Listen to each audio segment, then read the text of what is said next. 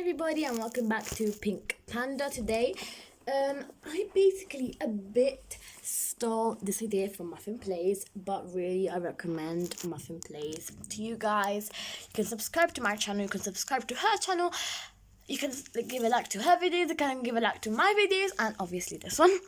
I a bit stole her idea of reading Harry Potter and the Philosopher's Stone. I'm really sorry, Muffin Plays, if you're watching this video. Please, it was just like the best idea in the whole world. So I will be reading Harry Potter and the Philosopher's Stone, chapter 1, The Boy Who Lived. Can we get started? And again, I'm sorry, Muffin Plays, but still, I will do this idea. And I should have asked you first, but sorry. Let's get started. There we go. Okay.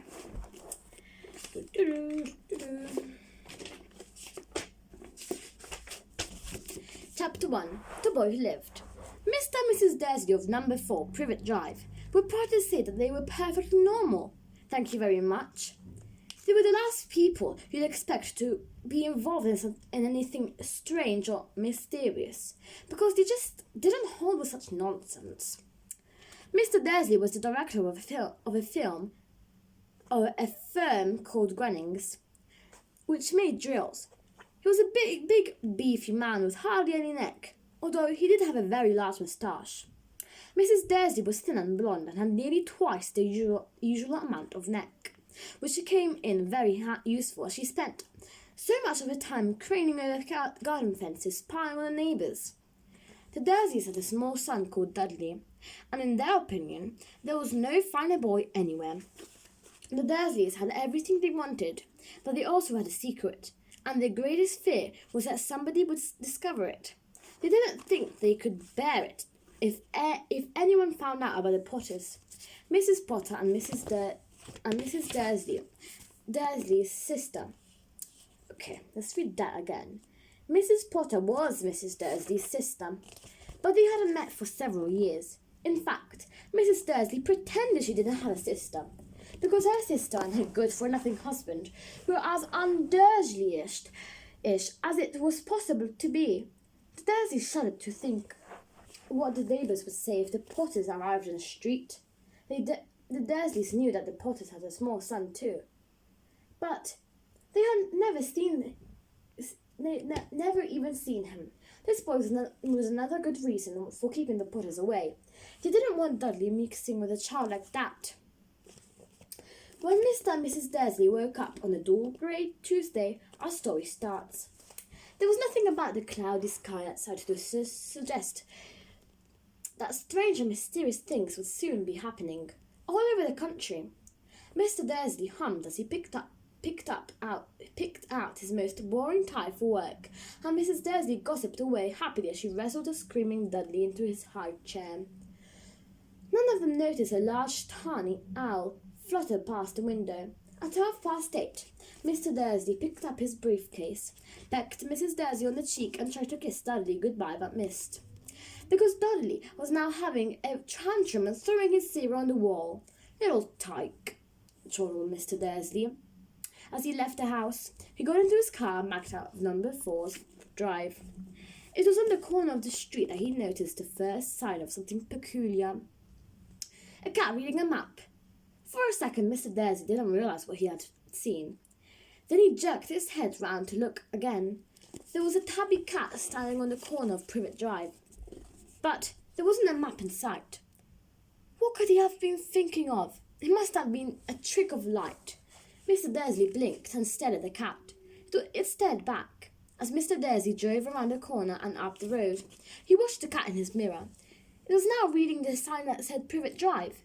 No, looking at the sign. Cats couldn't read maps or signs. Mr. Dursley gave himself a little shake and put the cat out of his mind. As he drove towards town, he thought of nothing except a large order of drills he was hoping to get that day. But on the edge of the town, drills were driven out of his mind with something else. As he sat in the usual morning traffic jam, he couldn't help noticing that there seemed to be a lot of strangely dressed people about. People in cloaks. Mr. Dursley couldn't bear people who dressed in funny clothes. The get-ups he saw on young people. He supposed this was some stupid new fashion. He drummed his fingers on the steering wheel, and his eyes fell on the huddle of these weirdos, standing quite close by. They were whispering excitedly together. Mr. Dursley was enraged to see that a couple of them weren't young at all. Why that man had to be older than he was, and wearing an emerald green cloak. The nerve of him. Then it struck Mr. Dursley that this was probably some silly stunt. These people were obviously collecting for something. Yes, that will be it. The traffic moved on. A few minutes later, Mr. Dursley arrived in the Grunnings car park, his mind back on drills. Mr. Dursley always sat with his back to the window in his office on the midnight floor. If he hadn't, he might have found it harder to concentrate on drills that morning. And then we just go and get something.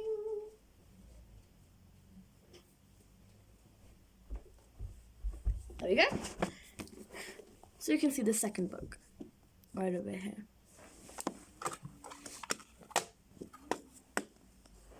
There you go, all done. We can continue today. Okay.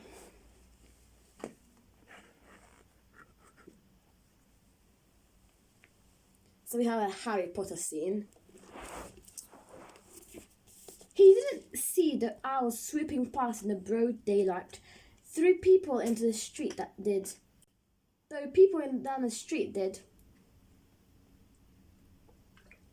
They pointed and gazed, open-mouthed, as owl after owl sped overhead.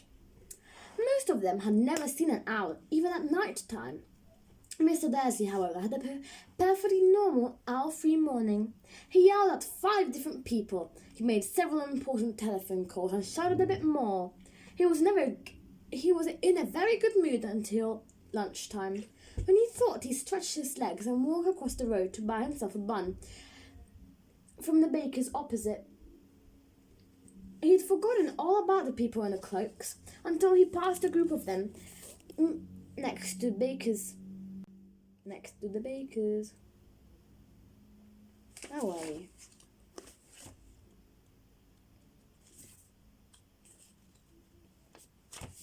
Okay.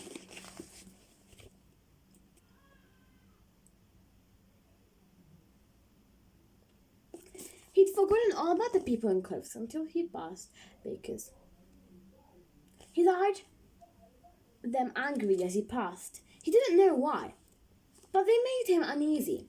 This lot were whispering excitedly too, and he couldn't see a single collecting tin.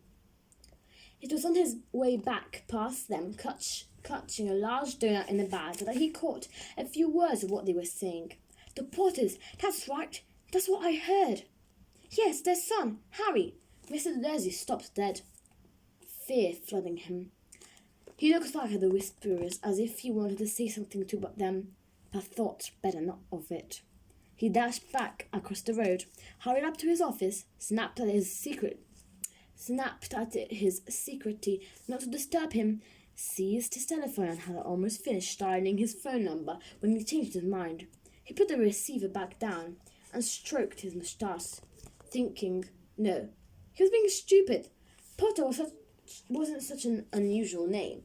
He was sure there were lots of people called Potter, who had a son called Harry. Come to think of it, it wasn't even sure his nephew was called Harry. He'd never seen the boy. It might have been Harvey or Harold. There was no point in worrying. Mrs. Dursley, she always got so upset at any mention of her sister. He didn't blame her. If he'd had a sister like that, but all the same, those people in cloaks.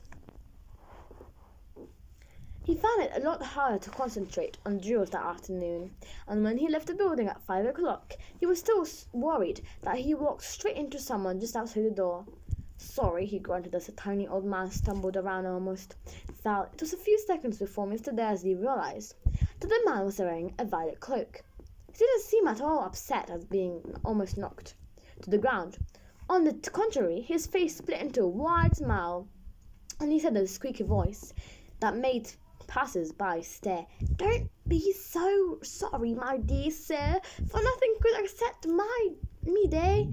Rejoice, for you know who has gone at last. Even muggles like yourself, should be celebrating for this happy, happy day." And the old man hugged Mr. Dursley around the middle and walked off. Mr. Dursley stood rooted to the spot. He had been hugged by a complete stranger. He also thought he had been called a muggle, whatever that was. He was rattled. He hurried to his car and set off home, hoping he was imagining things which he had never hoped before, because he didn't approve of imagination. Next page. I'm so sorry, guys. There will be a part 2 because the chapter is so long, and my video lasted like 11 minutes. So we'll see you next time, guys, for my part 2. Bye. Subscribe and give a like.